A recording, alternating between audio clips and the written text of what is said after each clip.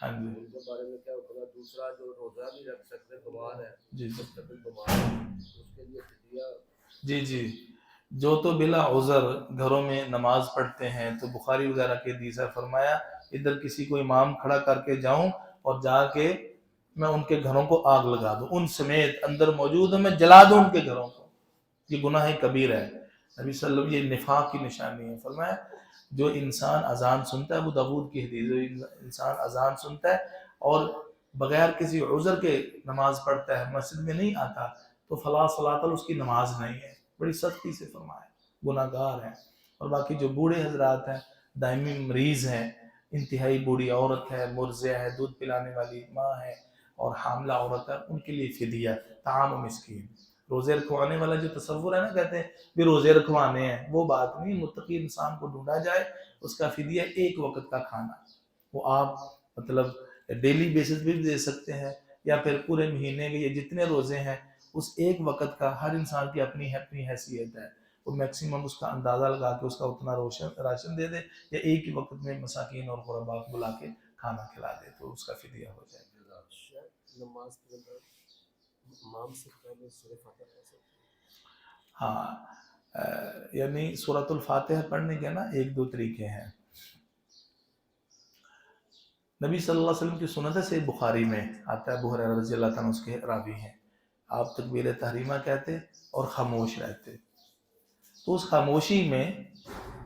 خاموشی میں انسان اپنی ثنا بھی پڑھ سکتا ہے، اور طریقے سے اگر فاتحہ پڑھ سکتا ہے نا تو اس سے پہلے بھی فارغ ہو سکتا ہے، اور آمین میں توقع الاولین تک پڑھ لے، اور جب امام صاحب پڑھیں تو ان کے ساتھ آمین کہہ لے، ان کے ساتھ آمین کی موافقت کر لے. ایک یہ طریقہ ہے. دوسرا طریقہ یہ ہے جو کہ اللہ توفیق دے، مسنون طریقہ، نبی صلی اللہ علیہ وسلم کی سنت بھی ہے کہ وہ الحمدللہ رب العالمین کہے، پیچھے وہ الحمدللہ رب العالمین کہے. یہ دو قابل عمل طریقے ہیں. لیکن فاتحہ پڑھنے کے بعد ایک سکتہ فقہا وہ عرض کرتے ہیں، بتاتے ہیں کہ جی اسپیشلی ٹائم دیا جائے فاتحہ کے لیے، اس کا سنت میں کوئی تصور نہیں ہے.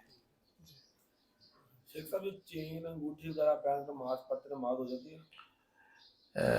چین انگوٹھی یا پھر ٹی شرٹ کے اوپر تصویر بنی ہو یا الفاظ لکھے ہوتے ہیں ایسے، یا بازو پہن کے؟ دیکھیں جی، اللہ سبحانہ وتعالیٰ نے فرمایا خذوا زینتکم عند کل مسجد. نماز کے لیے آتے ہوئے نا پوری زینت اختیار کرے. میرے بھائیوں، جب انسان ایمان کے تقاضے پورے کرتا ہے نا، ایمان کے، اس کو پھر ہر معاملے میں اللہ سے شرم آتی ہے، گناہ سے بھی شرم آتی ہے، وہ اپنی پوری وردی کرتا ہے. یہ تصور غالب ہو جاتا ہے نا، ڈسپلن اللہ کی عبادت طور طریقے سے، وہ اس کا مزاج بن جاتا ہے قانون کی پاسداری کا. دیکھیں فوج کی وردی ہے، آرمی کی وردی ہے، اور بلکہ چھوٹے لیول کے اسکول بھی کیوں نہیں ہیں، ان کا بھی ایک ڈسپلن ہے، ان کا بھی ایک نظام ہوتا ہے. تو نماز کا بھی ایک سسٹم ہے، پورے خشوع، پورے اچھے لباس، خوبصورتی کے ساتھ اللہ کے حضور پیش ہو. تو اللہ کے حضور پیش ہو رہا ہو لیکن اس نے سونے کی گھنٹی پہنی ہوئی ہے، سونے کی چین پہنی ہوئی، یا چین تو ویسے دھاگا چین ہو تو ویسے بھی حرام ہے نا، سونے کی نہ بھی ہو نا، لاکٹ ہے، اس قسم کی، یہ مردوں کے کام نہیں ہے. نبی صلی اللہ علیہ وسلم نے اس سے منع فرمائی، ایک الگ موضوع ہے. تو لہٰذا یعنی چین پہنا وہ نہیں ہونی چاہیے، بالخصوص سونے کی. ہاں انگوٹھی چاندی کی جائز ہے. اور یہ جو ٹی شرٹ وغیرہ پینٹ ٹروزر پہ وہ تصویر بنی ہو تو وہ نہیں ہونی چاہیے، ٹھیک ہے، وہ نہیں ہونی نماز چاہیے. ہو جاتی ہے.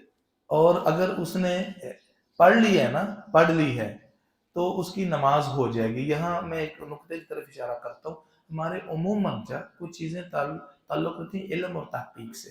گھر میں تصویر لٹکانا، تصویر بنانا، یہ حرام ہے. کیا ہے؟ حرام ہے.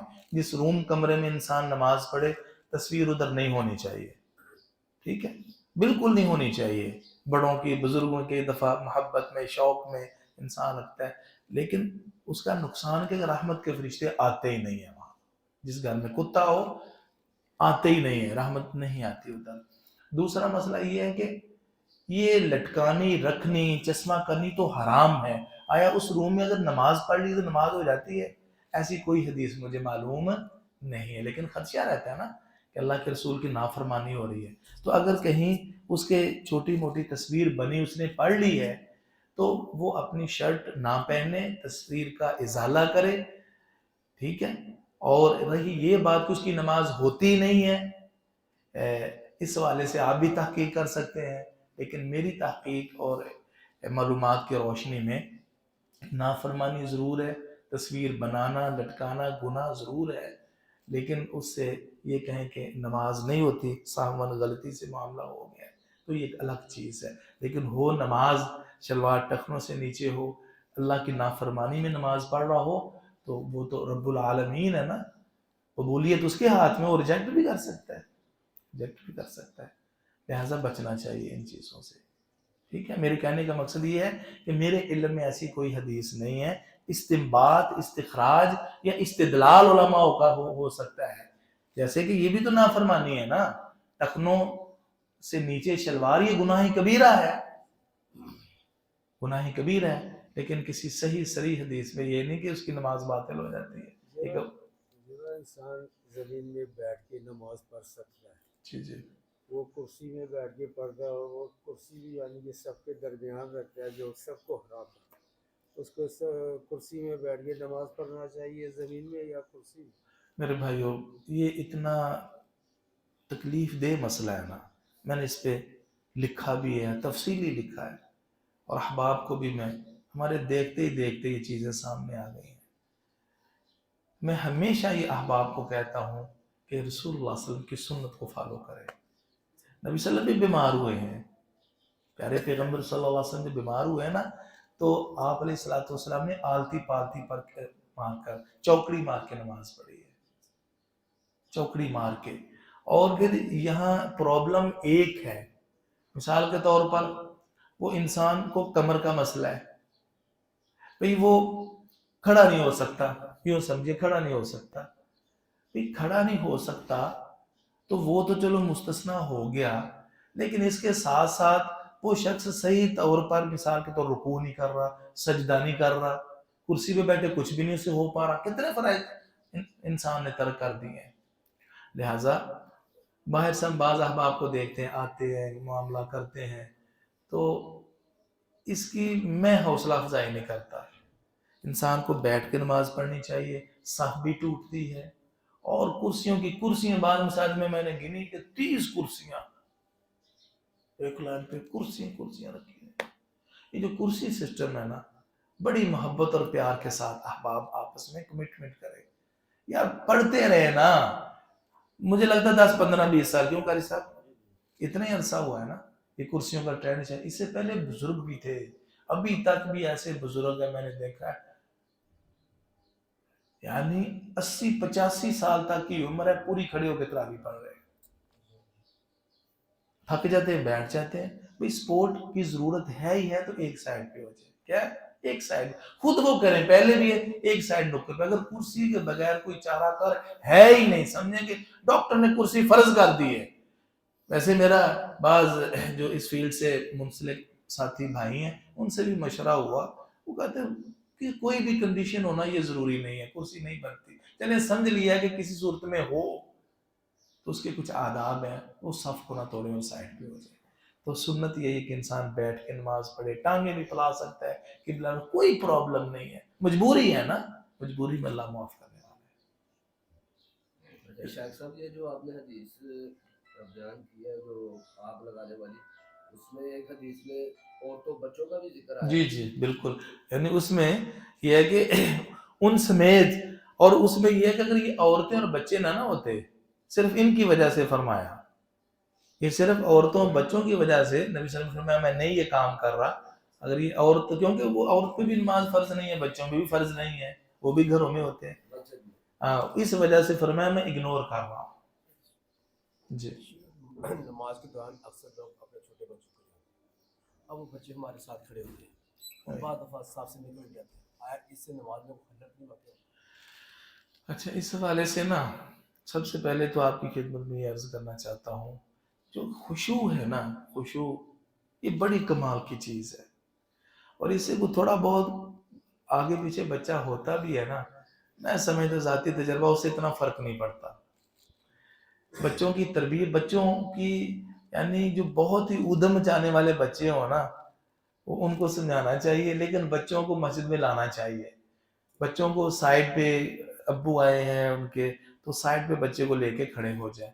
اگر کہیں درمیان میں کھڑا ہے وہ صف سے نکل جاتا ہے تو صف کو کلوز کر لیا جائے.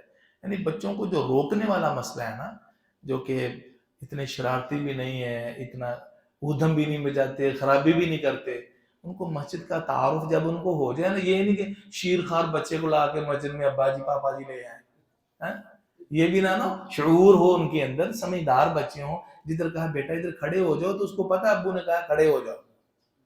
سوال بھی یہی ہے نا کہ بچہ چھوٹا مثال کا بھی 3 سال کا ہے، 4 سال کا ہے، 5 سال کا ہے، اس کو لے آتے ہیں، وہ اب اس بچے کو نماز کا شعور نہیں، وہ نماز پڑھ رہے اپنے ساتھ کمائی کرتے ہیں. سوال یہ ہے کہ اب وہ بچہ اچھا درمیان میں جو ہے نا، اچھا یہ ایک بڑا مسئلہ ہے، یہ جو درمیان میں کھڑا کرنے والا مسئلہ ہے نا، یہ پھر قاری صاحب بھی شرماتے ہیں، ہمارے ساتھ بھی ایسے ہوئے، وہ بھی شرماتے ہیں، یار ان کے ڈسارٹ ہو جائے گا، والد صاحب پریشان ہو جائیں گے. تو خود نمازیوں کو چاہیے محبت کے ساتھ کہ بچے کے ادھر کھڑے ہونے کی جگہ نہیں ہے، اس کا یہ ہے کہ سائڈ پہ چلے جائے، نکر پہ. یہ اتنی بصیرت کا ثبوت دیں. درمیان میں سب خراب ہوگی، فَلْيَلْيَنِّ مِنْكُمُ الْأَحْلَامِ وَالنُّهَا ثُمَّ الَّذِينَ يَلُونَهُمْ ثُمَّ الَّذِينَ يَلُونَهُمْ صحیح بخاری وغیرہ کی ہے کہ میرے پیچھے سمجھدار اور بڑی عمر والے کھڑے ہیں، ان کو زیادہ قرآن آتا ہے، پھر ان کے قریب قریب. تو چھوٹے بچے کو درمیان میں کھڑا کر دینا، ادھر ایک تو صف تو خراب ہوگی. ادھر 3 بچے کھڑے ہیں، نہیں اس کے ساتھ ادھر بڑے کھڑے، پھر 3 اس طرح بچے بعد بیچ میں سے نکل جاتے ہیں، وہ پھر آ جاتے ہیں، تو اس طرح صاف کا جو ہے اس میں محبت کے ساتھ احباب تشریف فرما ہے. میں یہی کہ اس کو ذرا اس سوچ فکر کو بڑھایا جائے، اور برا نہیں، مجھے پتہ ہے بڑے بعض حساس اور سینسٹیو ان کا جو ہے نا مزاج ہوتا ہے، بڑی حساسیت ہوتی ہے، برا منا جاتے ہیں. نہیں، بچوں کی بھی حوصلہ افزائی کرنی ہے لیکن سائڈ پہ ہو جائے، کوئی بات نہیں.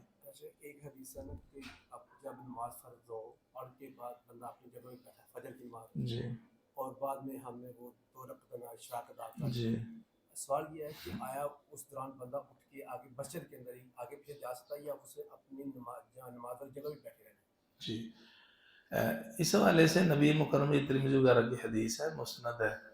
رسول اللہ صلی اللہ علیہ وسلم نے فرمایا کہ من صلی الفجر فی جماعہ ثم قعد یذکر اللہ، جس نے باجماعت نماز فجر پڑھی پھر بیٹھ کر اللہ کا ذکر کرتا رہا، یعنی سیم اسی جگہ پہ کہ اسے ہلنا جلنا نہیں ہے، ادھر ادھر نہیں ہونا، تاکہ ضرورت کے ساتھ بھی انسان کا کبھی وضو ٹوٹتا ہے، وضو کرنے کے بعد آتا ہے قرآن جی لینا، تو اپنی ضرورت کے تحت وہ یعنی ہلنے جلنے میں کوئی حرج نہیں ہے. یہاں تک کہ وہ مسجد میں رہتا ہے، گھوم پھر لیتا ہے، مسجد سے نہ نکلے وہ، ٹھیک ہے. اگر اسی جگہ پہ بیٹھا رہے تو کوئی بات نہیں، لیکن ایسی قید اور ایسی شرط کہ بھئی مشروط ہے وہ ثواب کہ ادھر سے ہلنا نہیں ہے، سیم اسی جگہ پہ، یہ ہے کہ ادھر بیٹھا ذکر کرتا رہے، تعین نہیں ہے، ٹھیک ہے، گنجائش ہے اس میں. شیخ صاحب خامد جو ہے وہ جو بندی ہے اس کی جو اہلیہ وہ اہل حدیث ہے جی. اور خامد اپنی بیوی کو رفل دین سے یا اس طرح کی سنت سے منع کرتا ہے، اس بارے میں خامد کی اطاعت ضروری ہے؟ اللہ اکبر. یہ جو ہے نا مسئلہ میرے بھائیو، یہ ماں باپ کو چاہیے کہ عام دنیوی طور پر بھی دیکھیں نا، فکری جو میچنگ ہے وہ ضروری ہونی چاہیے، ٹھیک ہے نا.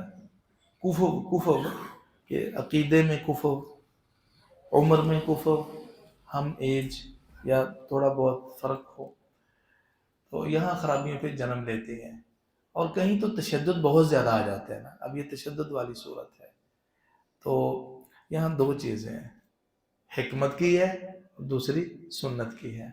شوہر کو یہ حق نہیں پہنچتا کہ وہ اتنے تعصب سے کام لے، کیونکہ یہ سنت ہے، لیکن وہ اپنے عقیدے میں سمجھتا ہے کہ میں نہیں کرتا تو میرے اوپر بھی فرض ہے، میں اس سے چھڑا کے چھوڑوں. اس سے گھر کی بربادی لازم آتی ہے. اب اللہ کی نافرمانی کی جو اطاعت نافرمانی کو نہ کرنا نا، اس کی مختلف کیفیتیں ہیں. کیا ہیں؟ کیفیتیں ہیں. ایک صورت تو وہ ہے کہ آپ با اختیار ہیں، صاحب حیثیت ہیں، اور آپ نے کر کے دکھا دیا کہ نافرمانی آپ نے اللہ کی ہے، غلط حکم دے رہے ہیں، نہیں مان رہے. لیکن یہاں نوبت آگے بڑھ سکتی ہے کہ وہ طلاق تک آ جائے. تو ضروری نہیں ہے لیکن جب گھر برباد ہو رہا ہے نا تو میرے خیال میں پھر یہ گنجائش ہے الا من اکرہ والی، پھر گناہ اس کے ذمے ہے. کیا ہے؟ گناہ اس کے ذمے ہے. اخلاق اور محبت سے آپس میں کمپرومائز کریں.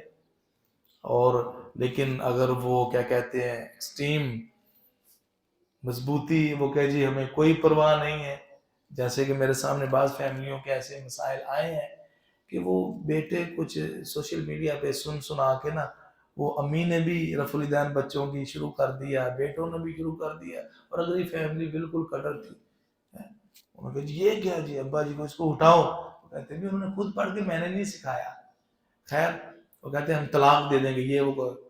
اس نے کہا جی میں اپنی بیٹی کو بلا لیتا ہوں. وہ 1.5 سال تک، شاید 2 سال تک بیٹی گھر میں رہی ہے. اب وہ کہتے ہیں جی بس ٹھیک ہے آپ بھیج دیں یہ اب یہاں تک. اگر تو اتنی پاور ہے تو کوئی حرج نہیں ہے، لیکن اگر وہ کہتے ہیں ٹھیک ہے مجبوری میں کہ اب یہ شوہر طلاق دے دے گا، میرے اوپر برس رہا ہے، تو گناہ اس پہ آئے گا. شاید میں اپنی بات سمجھا چکا ہوں.